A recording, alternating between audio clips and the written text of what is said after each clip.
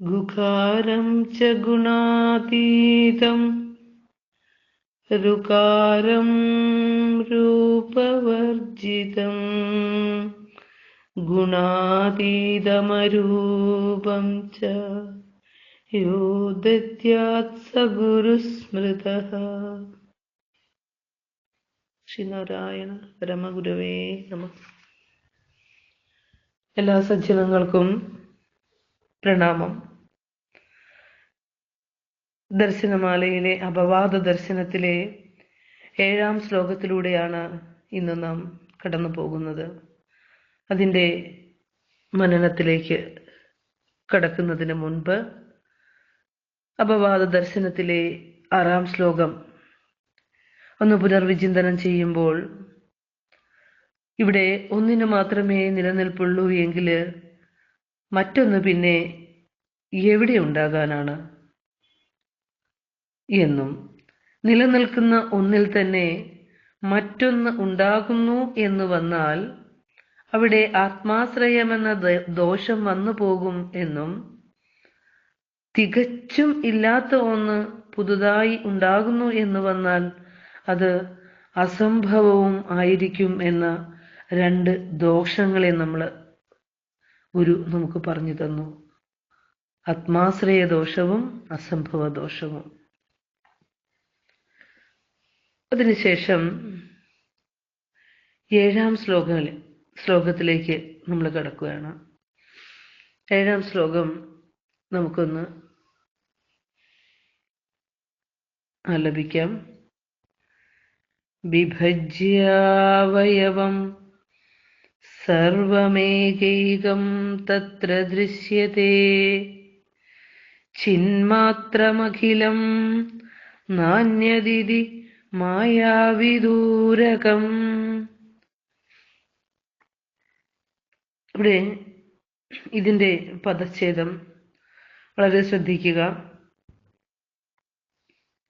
വിഭജ്യ അവയവം, വിഭജ്യാവയവം 2 പദങ്ങൾ ചേരുന്നതാണ്. വിഭജ്യ പ്ലസ് അവയവം 2 പദം. സർവമേകൈകം, സർവം പ്ലസ് ഏകൈകം, സർവം പ്ലസ് ഏകൈകം.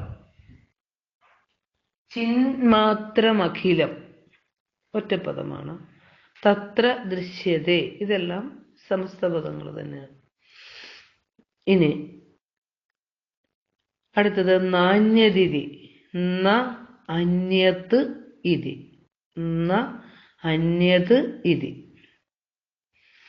ഇതും നമുക്ക് വളരെ എളുപ്പത്തിൽ മറന്നേക്കി നമ്മളെ സത്യത്തിലേക്ക് കൊണ്ടുപോകുന്ന ഒരു ശ്ലോകമാണ്. നമ്മൾ കൂടുതൽ ഓരോ ശ്ലോകങ്ങൾ കഴിയും തോറും സത്യത്തിലേക്ക് അടുത്തടുത്ത് നമ്മളെ കൊണ്ടുപോവുകയാണ്. അപ്പോൾ മനസ്സ് പതറാതെ ധീരമായി തന്നെ മുന്നോട്ട് സഞ്ചരിക്കണം. ഈ യാത്രയിൽ എല്ലാവരും കൂടെ തന്നെ ഉണ്ടാവണം എന്ന് ഓർമ്മിപ്പിക്കുകയാണ്.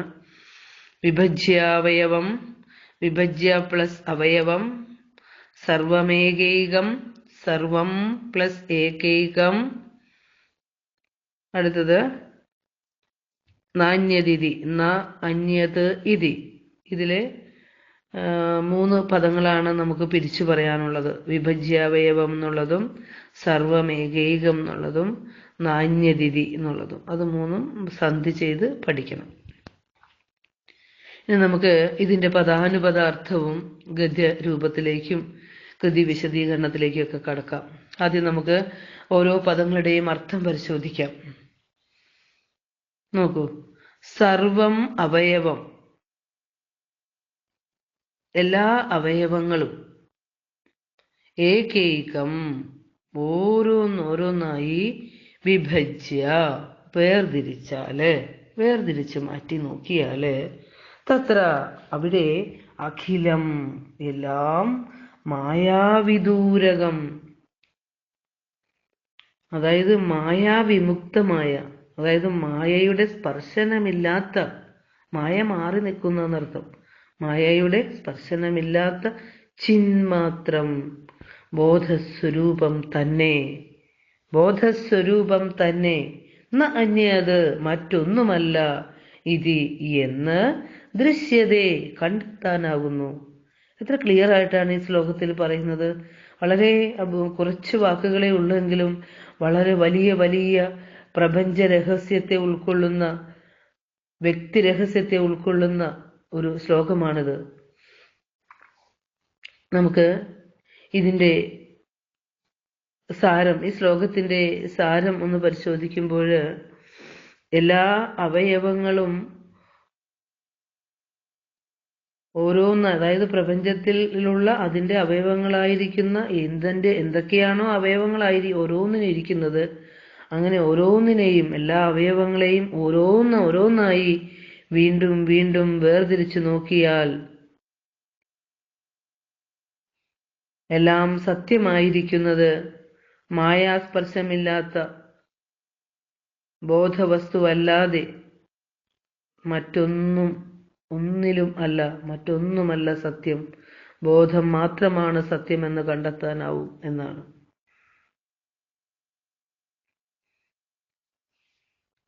ഇവിടെ നമ്മൾ കൃതിയുടെ വിശദീകരണത്തിലേക്ക് കടക്കുമ്പോൾ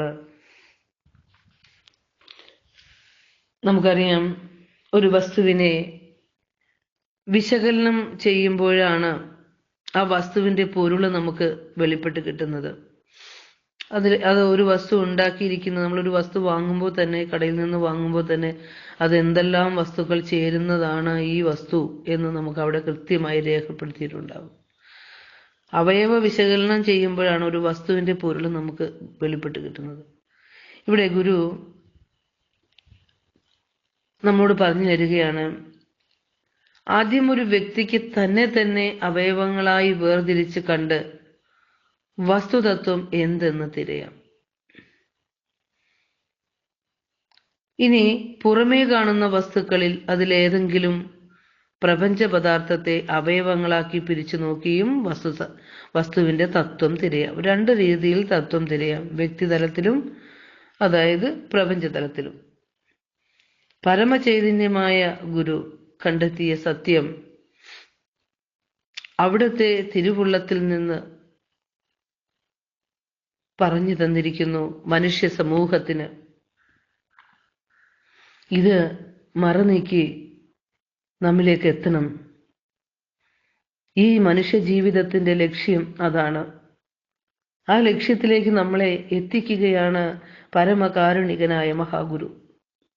ഒരു പറയാണ്, സർവം അവയവം വിഭജ്യ, എല്ലാ അവയവവും ഓരോന്നായി വേർതിരിച്ചു നോക്കിയാൽ എന്ന്.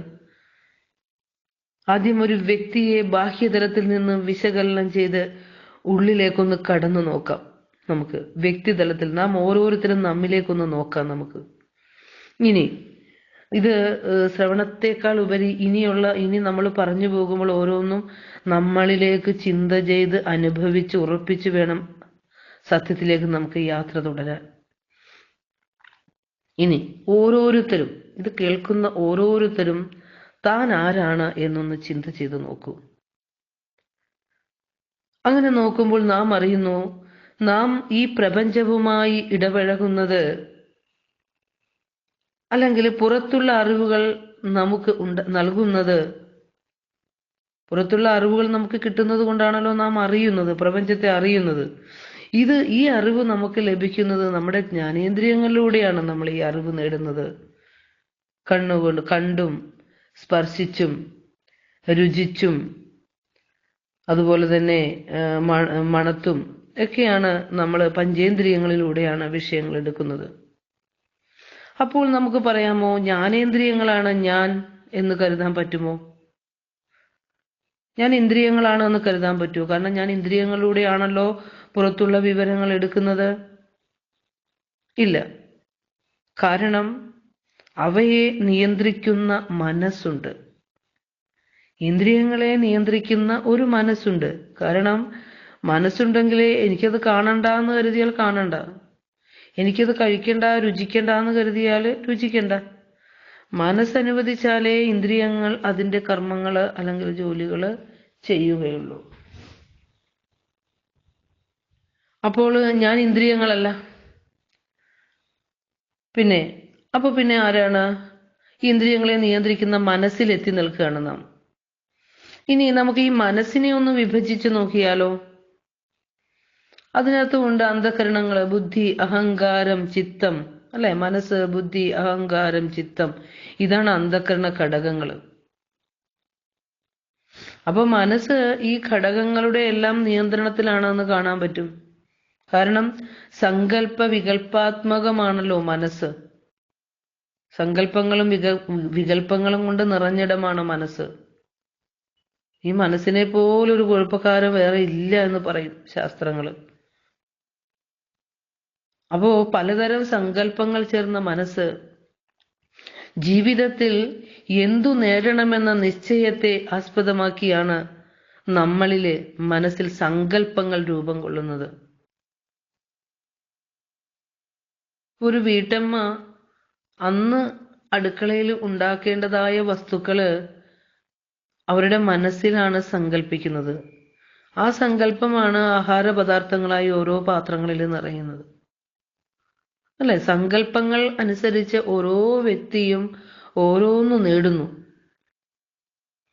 മനസ്സിന്റെ സങ്കല്പങ്ങളെ നിശ്ചയിച്ചുറപ്പിക്കുന്നു ബുദ്ധി. മനസ്സ് സങ്കല്പം എടുത്താല് അതിനൊരു തീരുമാനം അപ്രൂവ് ചെയ്ത് കൊടുക്കുന്നത് ആരാണ്? ബുദ്ധിയാണ്.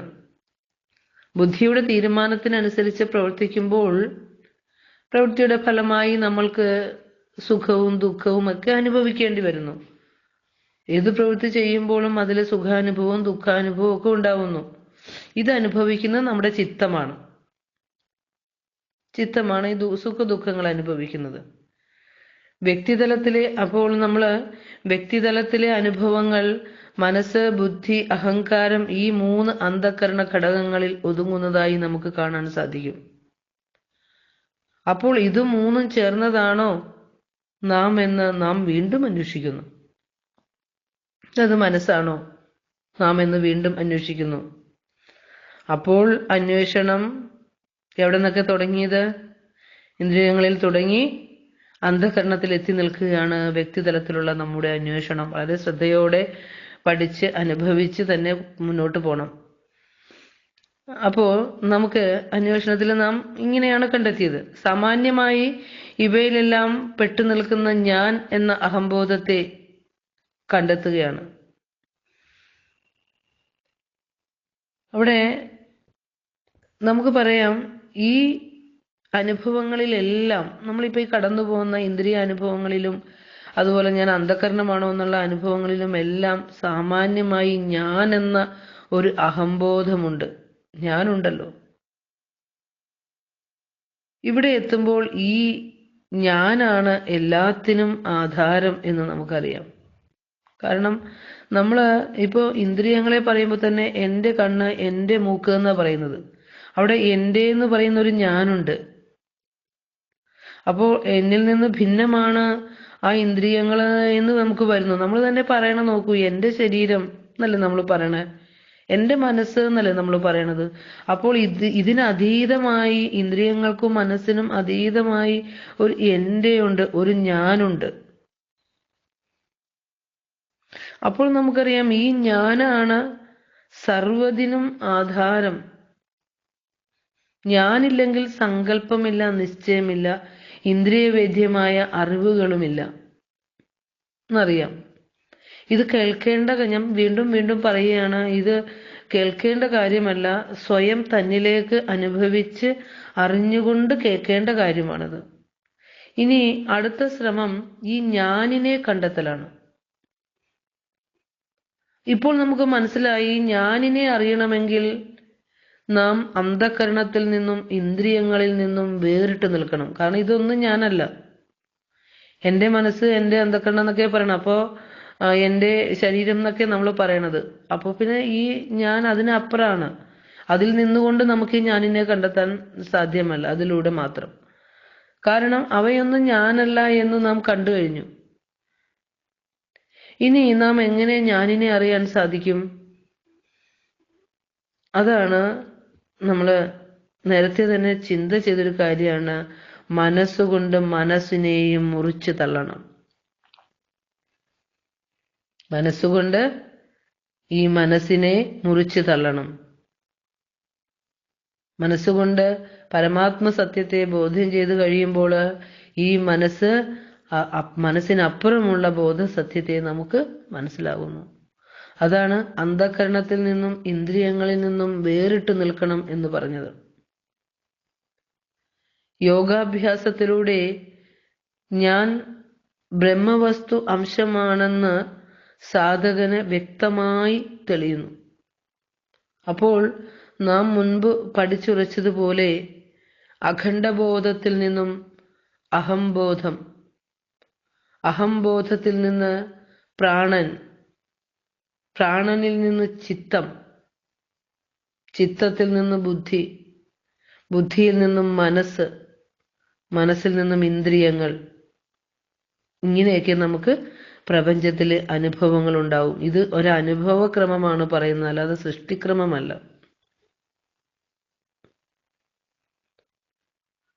അഹംബോധത്തിൽ നിന്നുള്ള പരിണാമ ആ ക്രമങ്ങളെയൊക്കെ ഉപേക്ഷിച്ചാൽ, അതായത് ഇത് ഞാനല്ല, ഇത് ഞാനല്ല എന്ന് പറഞ്ഞ സകലതിനെയും നാം അഴിച്ചു മാറ്റിയാൽ അഖണ്ഡമായ സത്തയെ നമുക്ക് അനുഭവിക്കാനാവും.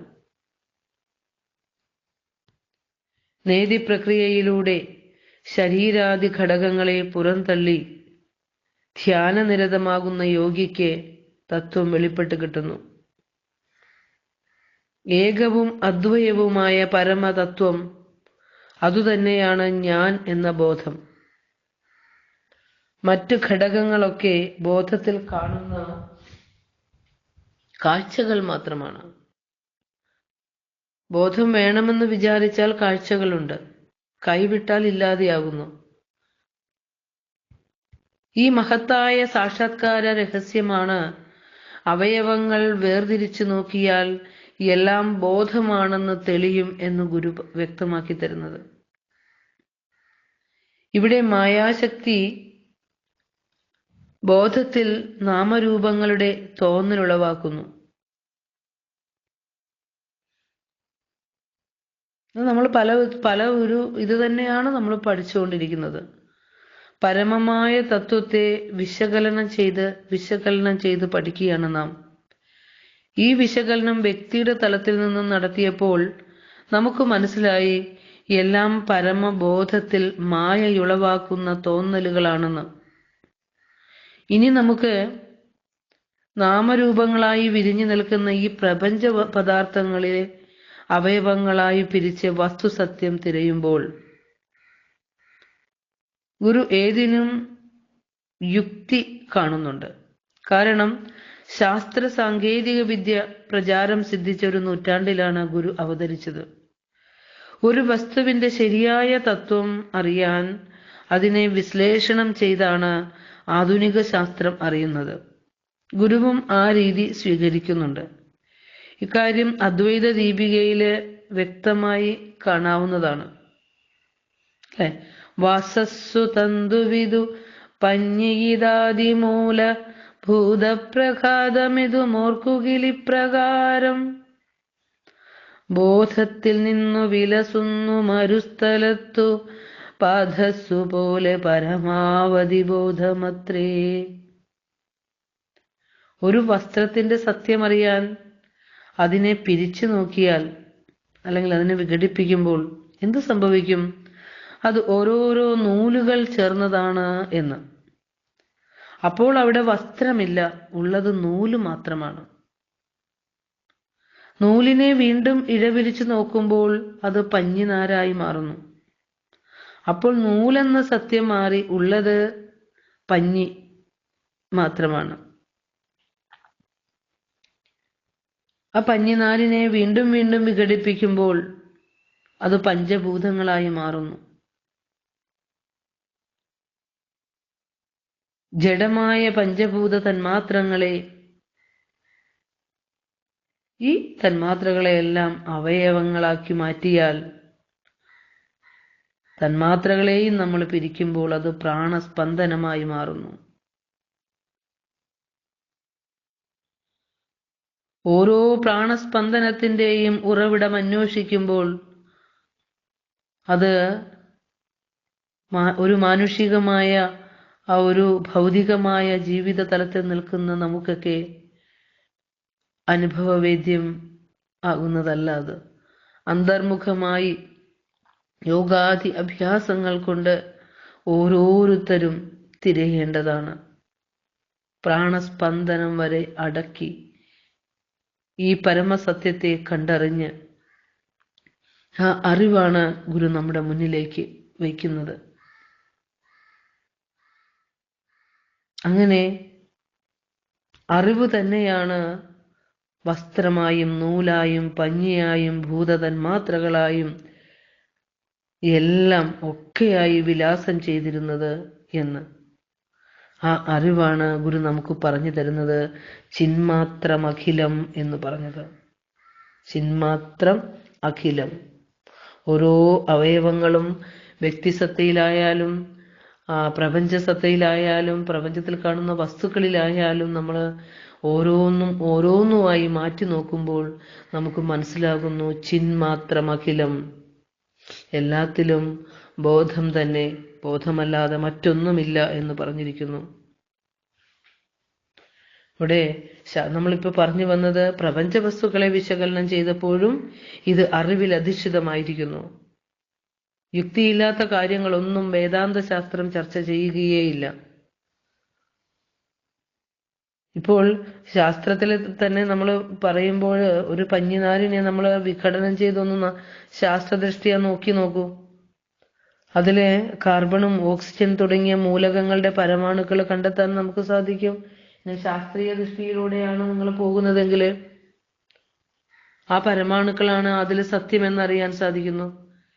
വീണ്ടും പരമാണുക്കളെ വിഘടനം ചെയ്താലോ അത് പലതരത്തിലുള്ള ഊർജകണങ്ങളായി മാറുന്നുണ്ട്. ശാസ്ത്രങ്ങളും സയൻസൊക്കെ പഠിക്കുന്നവരാണ് നിങ്ങൾ. ഇനി എല്ലാ കണങ്ങളും നമ്മളിപ്പോ ഈ ഊർജകണങ്ങൾ ഓരോന്നും എല്ലാ ഊർജകണങ്ങളും ഒരേ ഊർജത്തിന്റെ പല പല ഭാവങ്ങളാണെന്ന് നമുക്ക് കാണാം. അനേകം ഊർജകണങ്ങളെ കണ്ടെത്തുമെന്ന് നമ്മൾ പറഞ്ഞു പരമാണുക്കളെ വിഘടനം ചെയ്തപ്പോൾ. ഈ ഊർജകണങ്ങളെല്ലാം ഒരേ ഊർജത്തിന്റെ പല ഭാവങ്ങളാണെന്ന് കാണാനാവും. ഈ ഊർജത്തിന്റെ ഉണ്മ എവിടെയാണ്? ശാസ്ത്രലോകത്തിനോടാണ് ചോദിക്കുന്നത്. ഈ ഊർജത്തിന്റെ ഉണ്മ എവിടെയാണ്? പക്ഷെ അതുണ്ടെന്ന് മാത്രം അറിയാം. ഉണ്മ അറിവ് രൂപത്തിൽ, അതായത് അതിന്റെ അറിവിന്റെ രൂപത്തിലുള്ളത് മാത്രമാണ് അവിടെയും. അത് അറിവിൽ മാത്രം ഉണ്മയുള്ള ഊർജമാണ് പലതരം ഊർജരേണുക്കളായും പരമാണുക്കളായും തന്മാത്രകളായും പഞ്ഞിനാരായും നൂലായും വസ്ത്രമായും ഈ ലോകമായും ഒക്കെ വിലാസം ചെയ്യുന്നത്.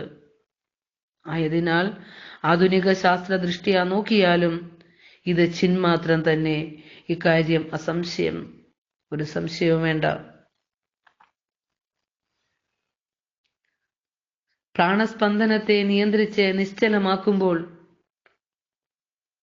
അഖണ്ഡമായ ബോധസമുദ്രം അന്വേഷണം തുടരുന്നയാളിന് വെളിപ്പെട്ട് കിട്ടുന്നതാണ്. പ്രാണസ്പന്ദനം വരെ അടക്കി പരമമായ സത്യം തിരഞ്ഞൊരു സദ്ഗുരുവിനെ ലഭിച്ചിട്ട് പോലും അത് തിരിച്ചറിയാതെ അജ്ഞാന അന്ധകാരത്തിലൂടെ സഞ്ചരിക്കുന്ന ഒരു ജനവിഭാഗത്തെ നമുക്ക് കാണാം. അവരെ ഓർക്കുമ്പോൾ നമുക്ക് സത്യത്തിലെ അനുകമ്പയാണ് അവരോട് തോന്നുന്നത്. എന്തൊക്കെയോ നേടാനുണ്ട് എന്ന തത്രപ്പാടിലുള്ള ഈ പരക്കം പാച്ചിലും ഓട്ടവും കാണുമ്പോൾ വളരെയധികം അനുകമ്പ തോന്നുന്നു. അപ്പോൾ നമുക്ക് ഗുരുവിനോട് എത്ര കാരുണ്യം തോന്നും. നമ്മളെ ഈ സത്യത്തിലേക്ക് വലിച്ചടിപ്പിച്ച് ഈ സത്യം കേൾപ്പിച്ച് തരുന്ന പരമഗുരു നമ്മളോട് കാണിക്കുന്ന ഈ കാരുണ്യത്തിന് അതിരില്ലല്ലോ എന്നോർക്കുമ്പോൾ ശരിക്കും കണ്ണുകള് ആർദ്രമാവും. നമ്മോട് ഗുരു ചൊരിയുന്ന ഈ കാരുണ്യം കാണുമ്പോൾ. നമ്മൾ കൃതിയിലേക്ക് വരുമ്പോൾ അദ്വൈത ദീപികയിൽ വീണ്ടും ഗുരു ഇതിന് അനുയോജ്യമായ ശ്ലോകങ്ങൾ, അദ്വൈത ദീപികയിൽ ധാരാളം ശ്ലോകങ്ങൾ നമുക്കിവിടെ കൂട്ടിച്ചേർത്ത് പഠിക്കാവുന്ന ശ്ലോകങ്ങളാണ്. അവിടെ പറയുന്നുണ്ട്, ഓരോന്നായി അവയവം മുഴുവൻ പിരിച്ചു വേറാക്കിയാൽ ഉലകമില്ല വിചിത്രമത്രേ, വേറാകുമീ അവയവങ്ങളുമേവമങ്ങോട്ട് ഓരാകിലിൽ അഖിലവും നിജബോധമാത്രം എന്ന്.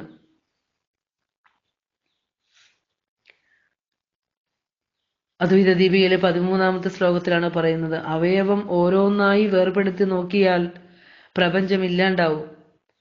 ആശ്ചര്യമെന്നേ പറയേണ്ടൂ. വേർതിരിയുന്ന അവയവങ്ങള് വീണ്ടും അങ്ങോട്ട് ചെന്ന് അവയെ അറിയാൻ കൂട്ടാക്കുന്നില്ലെങ്കിൽ പിന്നെ എങ്ങെന്നില്ലാതെ മറഞ്ഞു പോകുമെന്ന്, ശുദ്ധബോധ വസ്തു മാത്രം അവശേഷിക്കുന്നു എന്ന് അദ്വൈത ദീപികയിലും പറയുന്നു. നമുക്ക് ഇതിനെ ഒന്ന് റിവിഷൻ ചെയ്യുമ്പോൾ, അപവാദ ദർശനം ഒന്നുകൂടെ നമുക്കൊന്ന് എല്ലാം ക്രോഡീകരിച്ച് നമുക്ക് പറയുമ്പോൾ, അവയവങ്ങളെ ഓരോന്നായി അല്ലെ, അവയവങ്ങളെ ഓരോന്നായി വേർതിരിച്ച് നോക്കിയാല് മായയല്ല, എല്ലാം ബോധമാണ് എന്ന് ബോധ്യപ്പെടും അല്ലെ. ചിന്മാത്രം അഖിലം നാന്യത് അല്ലെ എന്ന് ബോധ്യപ്പെടും. മായാവിദൂരകം, മായയെ മാറ്റി നിർത്തി നോക്കുമ്പോൾ എല്ലാം ചിന്മാത്രമാണ്, ബോധമാണ് എന്ന് ബോധ്യപ്പെടും എന്ന് പറഞ്ഞു. അവിടെ പലതരത്തിലുള്ള വിശകലനം നാം പറഞ്ഞു. ഗുരു പറഞ്ഞിരിക്കുന്നത് 2 തരത്തിലുള്ള വിശകലനമാണ് എന്ന് പറഞ്ഞു. ആദ്യം നമ്മളിൽ തന്നെ നേതി പറഞ്ഞ് ഓരോന്നിനെയും തള്ളിക്കളഞ്ഞു. ശരീര ബുദ്ധി അഹങ്കാരാദികളെല്ലാം നമ്മൾ തള്ളിക്കളഞ്ഞു. ഹരിനാമകീർത്തനത്തിൽ എഴുത്തച്ഛൻ പറഞ്ഞ പോലെ, അർക്കാനലാദി വെളിവൊക്കെ ഗ്രഹിക്കുമൊരു കണ്ണിനു കണ്ണ് മനമാകുന്ന കണ്ണതിന് കണ്ണായിരുന്ന പൊരുൾ താനെന്നുറയ്ക്കുമളവ് ആനന്ദമെന്തു ഹരിനാരായണായ നമ. ഇതിന്റെയൊക്കെ അർത്ഥം ഒന്ന് മനസ്സിലാക്കി പഠിച്ചോളൂ. അർക്കാനലാദി വെളിവിനെയൊക്കെ ഗ്രഹിക്കുന്ന ആ കണ്ണിന് കണ്ണ് മനസ്സാണ്. അതിനും കണ്ണായിരിക്കുന്നത് ആരാണ്? താനെന്നുറയ്ക്കുമ്പോൾ ഉണ്ടാകുന്ന ആനന്ദം എത്ര! എല്ലാം ഇതിന്റെ തത്വം ഒന്നു തന്നെയാണ്. അതുപോലെ നമ്മളിൽ ഓരോന്നായി വിശകലനം ചെയ്താൽ ബോധം മാത്രമാണ് പരമകാരണമെന്ന് ബോധ്യമാകും എന്നും പഠിച്ചു. ശങ്കരാചാര്യരുടെ ഏകശ്ലോകി എന്ന ഒരു കൃതിയുണ്ട്. അതിനകത്തൊരു ഒറ്റ ശ്ലോകമാണുള്ളത്. ഒരു വൃദ്ധൻ പറയുകയാണ്, എനിക്കിനി ഉപാസനകളൊന്നും സാധ്യമല്ല, പ്രായം അധികമായി, ഞാനിനി എന്താ ചെയ്യുക എന്ന് ചോദിച്ചപ്പോൾ ആചാര്യസ്വാമികൾ പറഞ്ഞു, ആ പറഞ്ഞു കൊടുത്ത ഉത്തരം ഒറ്റ ശ്ലോകമായി എഴുതിയിരിക്കുകയാണ്, ഏകശ്ലോകി. അതിൽ ചോദിക്കുന്നുണ്ട്, ആചാര്യൻ ചോദിക്കുകയാണ്, പകൽ നിങ്ങൾ എങ്ങനെയാണ് വസ്തുക്കളെ കാണുന്നത്? കിം ജ്യോതിസ്തവ ഭാനുമാന ഹനിമേ, പകൽ ഞാൻ സൂര്യനെ കൊണ്ട് കാണുന്നു. ഇനിയോ രാത്രി ഞാൻ ദീപങ്ങളെ കൊണ്ട് കാണുന്നു. അതിനുമപ്പുറം നിങ്ങൾ എങ്ങനെ കാണുന്നു വസ്തുക്കളെ? മനസ്സിനെ കൊണ്ട് കാണുന്നു. മനസ്സിനെ ആര് കാണുന്നു? മനസ്സിനെ ബുദ്ധി കാണുന്നു. ബുദ്ധിയെ ആര് കാണുന്നു? അഹം അസ്മി തത്, ഞാൻ തന്നെ കാണുന്നു. അങ്ങനെ എല്ലാത്തിനെയും നീക്കി അവസാനം ഞാനിലെത്തുന്നു. അങ്ങനെ ആ ഒരു യോഗാഭ്യാസം ഈ അനുഭവതലത്തിൽ നമുക്ക് ഓരോരുത്തർക്കും ഈ ഒരു അനുഭവതലത്തിൽ നിന്നുകൊണ്ട് ചെയ്യാൻ പറ്റുന്നതാണ്. പിന്നെ നമ്മൾ ഏതെങ്കിലും ഒരു പ്രപഞ്ച വസ്തുക്കളിൽ ഈ ഒരു ദർശനത്തെ വേണമെങ്കിൽ വിശകലനം ചെയ്തും പഠിച്ചു. അവിടെ നമ്മൾ വസ്ത്രം, നൂലും, പഞ്ഞിയും, പഞ്ചഭൂതങ്ങളും, പ്രാണസ്പന്ദനവും, ബ്രഹ്മം ബോധത്തിലൊക്കെ നമ്മൾ എത്തി.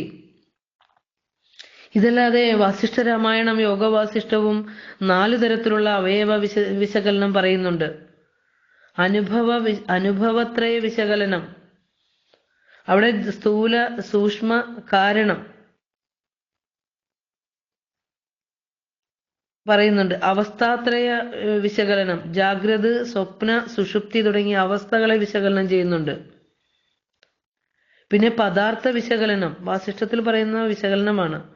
ഇപ്പൊ നമ്മൾ പറഞ്ഞ പോലെ ഒരു പദാർത്ഥത്തെ വിശകലനം ചെയ്തറിയുന്നത്. ദൃഗ്ദൃശ്യ വിവേകം,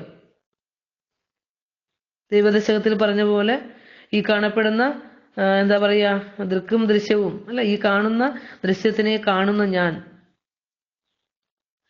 അവിടെ ഒരു ഞാൻ. ഇങ്ങനെ 4 തരത്തിലുള്ള വിശകലനം വാസിഷ്ഠ രാമായണം പറയുന്നുണ്ട്. അപ്പോൾ നമ്മൾ ഈ ഒരു തലത്തിലേക്ക്, ഈ ശ്ലോകത്തിന്റെ വിശദീകരണം വളരെ വ്യക്തമായി തന്നെ ഗുരു ഈ കൃതിയിൽ നമുക്ക് പറഞ്ഞു തന്നിട്ടുണ്ട്. അത് നമ്മൾ പല പല ഉദാഹരണങ്ങളിലൂടെയും നമ്മളത് വ്യക്തമാക്കിയിട്ടുണ്ട്. ഇത് ശരിക്കും മനനം ചെയ്ത് പഠിച്ച് ഉറപ്പിക്കേണ്ടതാണ്.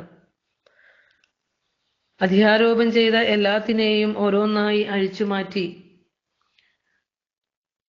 അപവാദ ദർശനമാണ് യഥാർത്ഥ ബോധോദയം എന്നറിയണം, അല്ലെ? ഇപ്പൊ നമ്മള് രാമൻപിള്ള രാവണവേഷം കെട്ടി വന്ന രാമൻപിള്ള രാവണവേഷം അഴിച്ചു മാറ്റുമ്പോൾ അത് തിരിച്ച് അയാളുടെ തന്നെ വ്യക്തിത്വത്തിലേക്ക് എത്തുന്നത് പോലെ പഞ്ചഭൂതങ്ങളെ മാറ്റി നോക്കിയാല് നമ്മൾ ഈ പറഞ്ഞ പോലെയുള്ള അവയവ വിശകലനത്തിലേക്ക് എത്തുമ്പോൾ നമുക്ക് ബോധ്യമാകും എല്ലാം ബോധവസ്തുവല്ലാതെ മറ്റൊന്നും നമുക്ക് കണ്ടെത്താൻ ആവില്ല എന്ന് തിരിച്ചറിയേണ്ടതാണ്. അപ്പൊ നമ്മൾ ഈ അവയവ വിശകലനത്തിലൂടെ സത്യം ഉറയ്ക്കുന്നത് വരെ നമ്മൾ ഈ വിശകലനത്തിലൂടെ പോകേണ്ടി വരും. ഇത് എത്ര നാളെന്ന് പറഞ്ഞാൽ നമുക്ക് സത്യം ഉറയ്ക്കുന്നത് വരെ നമ്മളിൽ ഈ വിശകലനം നടന്നുകൊണ്ടേയിരിക്കും.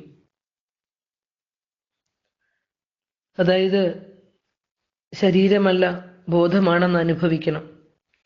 അഹങ്കാരത്തിൽ നിന്നും അഹംബോധത്തിലേക്കും അഹത്തിന്റെ മുളപ്പിൽ നിന്നും പതുക്കെ ആ വ്യക്തിത്വത്തിൽ നിന്ന് അസ്തിത്വത്തിലേക്കും ഒക്കെ നമ്മൾ മാറണം. അതിൽ നിന്ന് നമ്മൾ അഖണ്ഡ ബോധത്തിലേക്ക് എത്തിച്ചേരണം. അതിനുള്ള വഴികളാണ് നമ്മൾ പറഞ്ഞുകൊണ്ടേയിരിക്കുന്നത്. അങ്ങനെ അത് അപവാദ ദർശനത്തിന്റെ 7ാമത്തെ ശ്ലോകത്തിന്റെ അർത്ഥവിചിന്തനം. എല്ലാ അവയവങ്ങളും ഓരോന്നായി വേർതിരിച്ചു നോക്കിയാൽ എല്ലാം മായാസ്പർശമില്ലാത്ത ബോധവസ്തുവല്ലാതെ മറ്റൊന്നുമില്ല എന്ന് കണ്ടെത്താൻ കഴിയുന്നു എന്ന് പറഞ്ഞുകൊണ്ട് 7ാം ശ്ലോകത്തിന്റെ അർത്ഥവിചിന്തനം സമർപ്പിക്കുന്നു. ഗുരു ഓം തത്സത്.